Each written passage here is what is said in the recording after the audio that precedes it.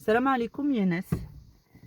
Après quelques ruqya que j'ai fait, je me suis rendu compte de quelque chose qui est vraiment très très important.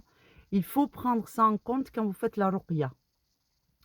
Vous avez l'habitude de murmurer et vous avez l'habitude de prier sans comprendre forcément les paroles de la récitation.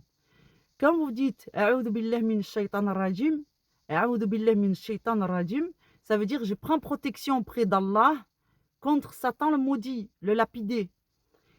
Mais ça veut dire aussi, je suis avec Allah et sous sa protection contre vous, bande de shayatin. Et donc cette intention ferme que vous adressez aux shayatin, elle doit être ressentie par vous-même. Donc ce que je vous conseille, c'est de faire des moments, des ateliers où vous parlez à voix haute, vous assumez comme lors de la salat, sauf que là, vous vous affirmez à vous-même ce que vous faites et ce que vous dites. Vous vous mettez dans l'alignement de l'énergie. Ce qu'il y a dedans, ça doit être dehors. Donc ce que je vous engage à faire, c'est de répéter cette phrase, soit en français, soit en arabe, mais que désormais, vous devez faire concorder le sens et la pratique. Donc, vous dites A'udhu billahi sami'in alim minash shaitan rajim. Et dans votre ressenti, vous devez faire vivre le fait que c'est une promesse de la part d'Allah. Quand tu choisis le camp d'Allah, Allah est avec toi. Arrête de douter sur cette question. Et cette énergie de certitude, elle doit te dépasser, elle doit sortir de toi. Donc dites-le à voix haute, jusqu'à que l'énergie de l'intérieur, elle prenne possession de vous dans le halal, et ça ne laissera pas de place pour les shayatin, ni pour le doute. Tabarakallahu fikum. Donc dites, A'udhu billahi sami' al-alim minash shaitan rajim. Je prends protection auprès d'Allah qui est à mes côtés contre toi, Satan le lapidé.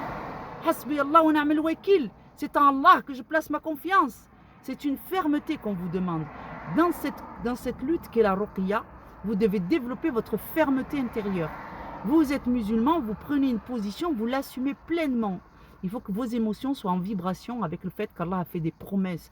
Si tu te mets dans mon camp, que tu aies des imperfections ou pas, si tu choisis fermement le camp d'Allah, Allah te soutiendra.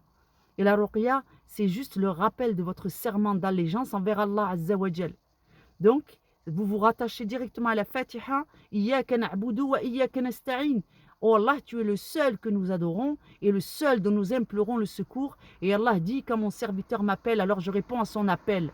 Donc ça, c'est des promesses d'Allah. Vous pouvez être serein vis-à-vis de ces choses-là. Cessez de douter qu'Allah vous soutient. Quand vous faites la ruqya, ne doutez pas qu'Allah vous vient en aide.